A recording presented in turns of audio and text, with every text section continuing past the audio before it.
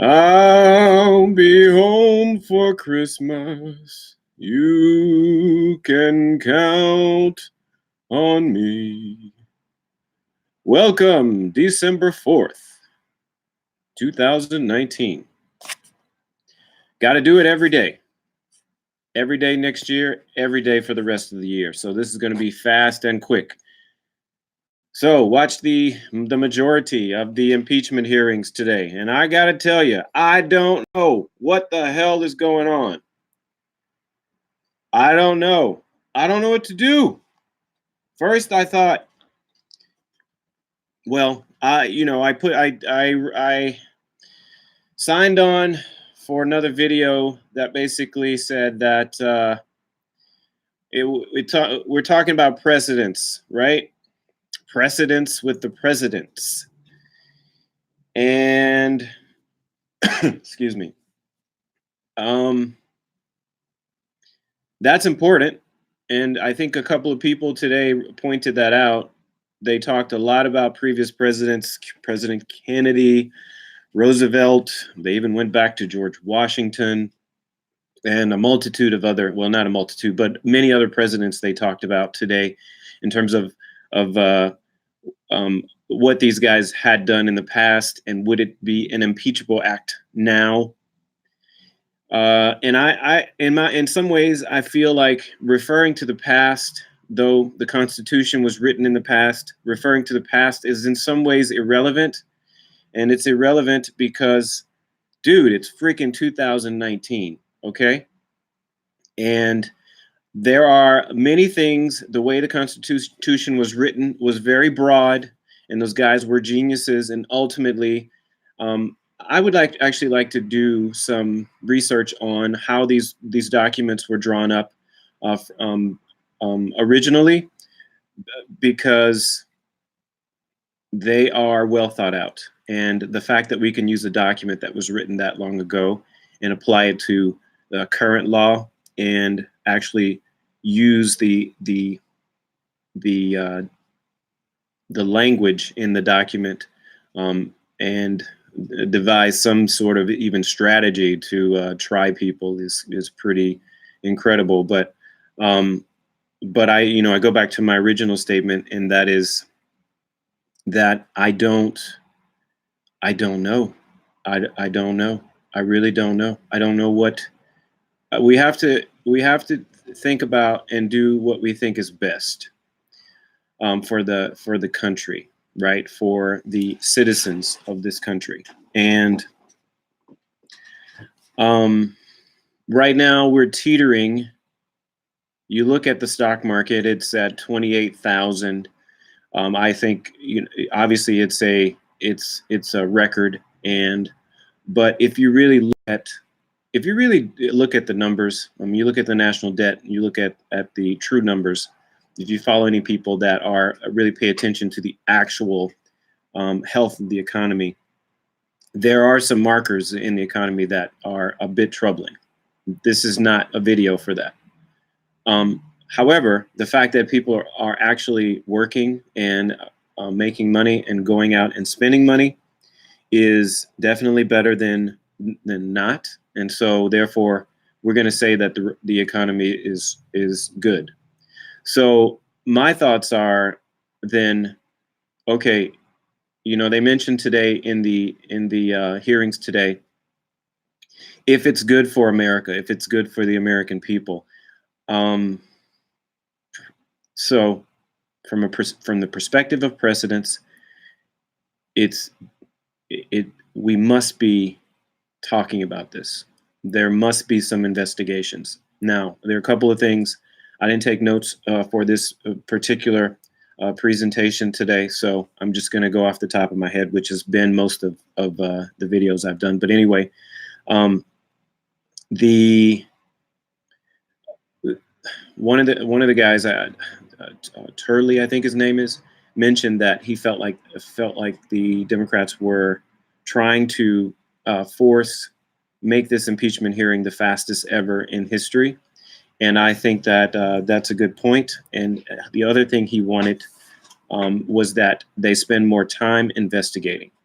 I think that's an important point, and I think that if we want to have a situation where there can be partisan support for this, and there can also be a unity in the country amongst left and right and center people pertaining to how or whether or not we are going to impeach this particular president. I think it's important that we spend more time on it. It's extremely important.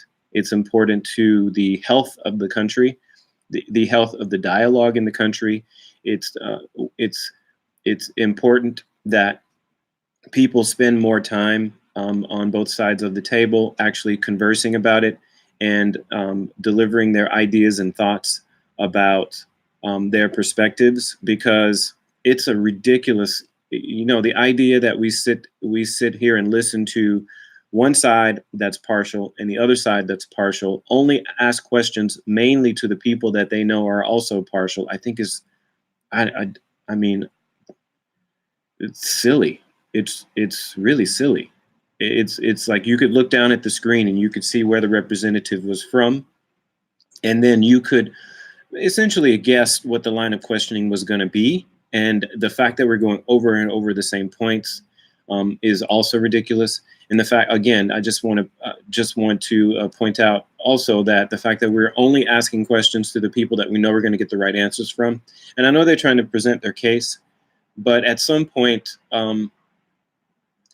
it becomes so redundant and so boring, and possibly because of the boring aspect of it, it becomes confusing for most people, because half the time people are tuning out because they've heard the same questions, they've heard the same answers, and maybe the answers are answered in a different way, but they are not um, in any way enlightening or leading down a new path that's going to provide some light on whether or not uh, some crime was committed. Now, I say all that, but I do say this: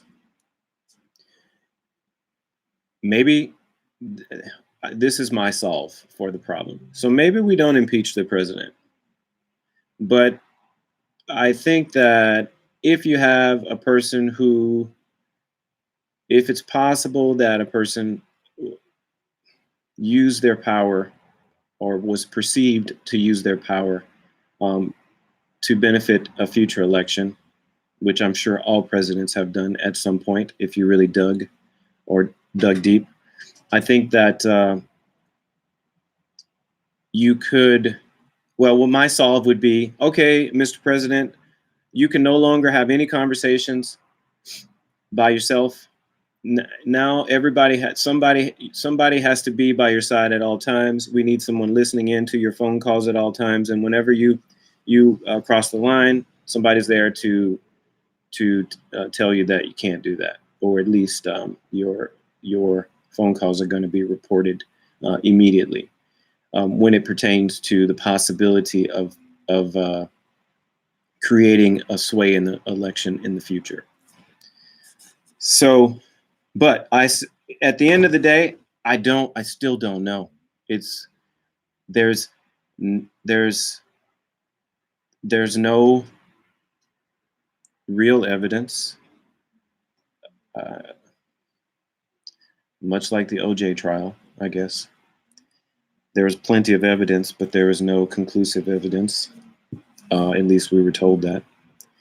And um, after you listen to the proceedings, one person questions the witness, and you're like, oh wow, that's okay. I understand what they're saying, that wasn't right.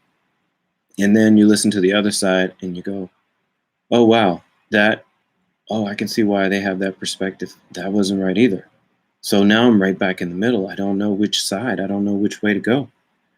And so if I don't know which way to go, I got to go in the way of the country. And in the way of the country is, right now we're in a race, guys. We're in a race with China. We're in a race with um, other countries that are emerging powers in the world. And the internet has leveled the playing field, and there's access to information. There's access to how to do everything, and people are catching on to that very quickly. If you want to know how fast it's happening, just take a look at the innovation that's happening in China. Just go on YouTube and put in like most innovative city in China, and take a look at how innovative that country is. We are right now in this country caught in a position of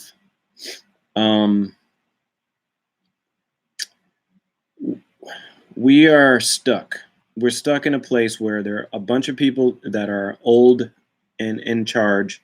There are a bunch of people that have been wealthy for a long time that are in charge, and there are a bunch of policies in place that halt, thwart, make proceedings of everything, such as road building, business openings, product launching, with the exception of companies and products that have enough money to circumvent or pay off somebody to circumvent the rules and regulations. And other countries are innovating at a much quicker pace. Examples would be how quickly. Sorry, somebody just walked by that looked like a culprit. Anyway, they're innovating at such a much quicker pace than we are.